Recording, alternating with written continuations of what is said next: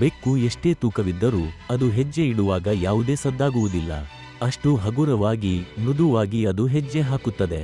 ತಾನು ಹೋಗುವ ದಾರಿಗೆ ಯಾವುದೇ ಹಾನಿ ಮಾಡದೆ ತನ್ನ ಪಾಡಿಗೆ ತಾನು ಸಾಗುತ್ತದೆ. ನಮ್ಮ ಬದುಕು ಕೂಡ ಅಷ್ಟೇ ಇರಬೇಕು. ಜವಾಬ್ದಾರಿಗಳ, ಕಷ್ಟಗಳ, ಅವಮಾನಗಳ ಭಾರವನ್ನು ತಲೆಯ ಮೇಲೆ ಹೊತ್ತುಕೊಂಡು ಭಾರವಾಗಿ ಹೆಜ್ಜೆ ಇಡಬೇಡಿ. ಬದುಕನ್ನು ಎಷ್ಟು ಹಗುರವಾಗಿ ತೆಗೆದುಕೊಳ್ಳುತ್ತೀರೋ ಅಷ್ಟು ನಿರಾಳವಾಗಿ ಇರುತ್ತೀರಿ. ಸಮಸ್ಯೆಗಳ ಸದ್ದಿಗಿಂತ ನಿಮ್ಮ ಯಶಸ್ಸಿನ ಮೌನ ಗಟ್ಟಿಯಾಗಿರಲಿ. ಸಮಯ, ಪ್ರಜ್ಞೆ ಮತ್ತು ಕಾಯುವಿಕೆ. ಬೆಕ್ಕಿನ ಆ ಏಕಾಗ್ರತೆ. ಸರಿಯಾದ ಸಮಯಕ್ಕಾಗಿ ಕಾಯುವ ತಾಳ್ಮೆ. ಬೆಕ್ಕು ತನಗೇನಾದರೂ ಬೇಕಾದಾಗ ಗಡಿಬಿಡಿ ಮಾಡುವುದಿಲ್ಲ. ಒಂದೇ ಜಾಗದಲ್ಲಿ ಗಂಟೆಗಟ್ಟಲೆ ಅಲುಗಾಡದೆ, ಕಣ್ಣು ಮಿಟುಕಿಸದೆ ಇಡೀ ಜಗತ್ತನ್ನೇ ಮರೆತು ಕಾಯುತ್ತದೆ.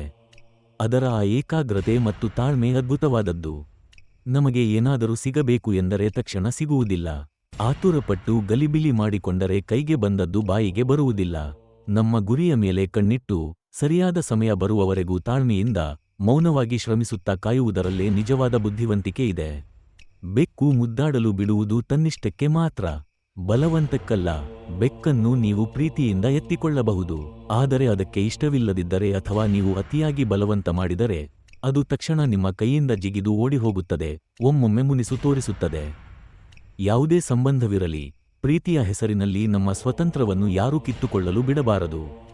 ಹದ್ದುಬಸ್ತ ಮೀರಿ ಯಾರಾದರೂ ನಮ್ಮ ವೈಯಕ್ತಿಕ ಬದುಕಿನಲ್ಲಿ ಹಸ್ತಕ್ಷೇಪ ಮಾಡಿದರೆ ಬೆಕ್ಕಿನಂತೆ ನಯವಾಗಿ ಅಲ್ಲಿಂದ ದೂರ ಸರಿಯುವುದೇ ನಮ್ಮ ಗೌರವಕ್ಕೆ ಒಳ್ಳೆಯದು. ನಿದ್ದೆ ಮತ್ತು ನೆಮ್ಮದಿಯ ಯೋಗ. ಬೆಕ್ಕಿನ ಆ ಗಾಢ ನಿದ್ದೆ. ಚಿಂತೆಗಳಿಲ್ಲದ ಮನಸ್ಸಿನ ರಹಸ್ಯ. ಬೆಕ್ಕನ್ನು ನೋಡಿ, ಅದು ದಿನದಲ್ಲಿ 10 ಗಂಟೆಗಳ ಕಾಲ ಯಾವುದೇ ಯೋಚನೆ, ಆತಂಕ ಇಲ್ಲದೆ ಮಲಗುತ್ತದೆ. ಜಗತ್ತಿನಲ್ಲಿ ಏನೇ ಗದ್ದಲ ನಡೆಯಲಿ, ಅದು ಮಾತ್ರ ತನ್ಮಯತೆಯಿಂದ ನಿದ್ದೆ ಮಾಡುತ್ತದೆ.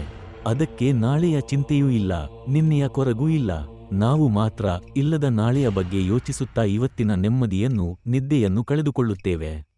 ಬದುಕಿನಲ್ಲಿ ಎಷ್ಟೇ ಜವಾಬ್ದಾರಿಗಳಿದ್ದರೂ ದಿನದ ಕೊನೆಯಲ್ಲಿ ಎಲ್ಲವನ್ನೂ ಪ್ರಕೃತಿಗೆ ಒಪ್ಪಿಸಿ ಬೆಕ್ಕಿನಂತೆ ನಿರಾಳವಾಗಿ ಕಣ್ಣು ಮುಚ್ಚುವುದನ್ನು ನಾವು ಕಲಿಯಬೇಕು.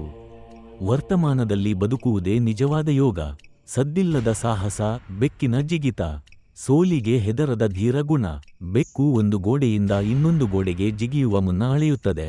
ಒಮ್ಮೊಮ್ಮೆ ಗುರಿ ತಪ್ಪಿ ಕೆಳಗೆ ಬಿದ್ದರೂ ಅದು ಧೃತಿಗೆಡದೆ ತಕ್ಷಣ ಮತ್ತೊಮ್ಮೆ ಪ್ರಯತ್ನಿಸುತ್ತದೆ. ಅದರ ಸಾಹಸದಲ್ಲಿ ಯಾವುದೇ ಆರ್ಭಟ ಇರುವುದಿಲ್ಲ, ಬರೀ ಮೌನ ಮತ್ತು ಆತ್ಮವಿಶ್ವಾಸ ಮಾತ್ರ ಇರುತ್ತದೆ. ಬದುಕಿನ ಪಾಠ. ನಾವು ನಮ್ಮ ಗುರಿಯನ್ನು ತಲುಪುವಾಗ ಯಾರಿಗೂ ಡಂಗುರ ಸಾರಬೇಕಾಗಿಲ್ಲ. ಸೋಲುಗಳು ಎದುರಾದಾಗ ಕಿರುಚಾಡಬೇಕಾಗಿಲ್ಲ. ಸದ್ದಿಲ್ಲದೆ ಮೌನವಾಗಿ ನಮ್ಮ ಪ್ರಯತ್ನಗಳನ್ನು ಮುಂದುವರಿಸಬೇಕು. ನಮ್ಮ ಗೆಲುವಿನ ಸದ್ದು ಜಗತ್ತಿಗೆ ಕೇಳಿಸುವಂತಿರಬೇಕು. ತನ್ನನ್ನು ತಾನು ಪ್ರೀತಿಸುವ ಕಲೆ, ಸೆಲ್ಫ್ ಲವ್. ತನ್ನ ಅಂದವನ್ನು ತಾನೇ ಸಂಭ್ರಮಿಸುವ ಬೆಕ್ಕು.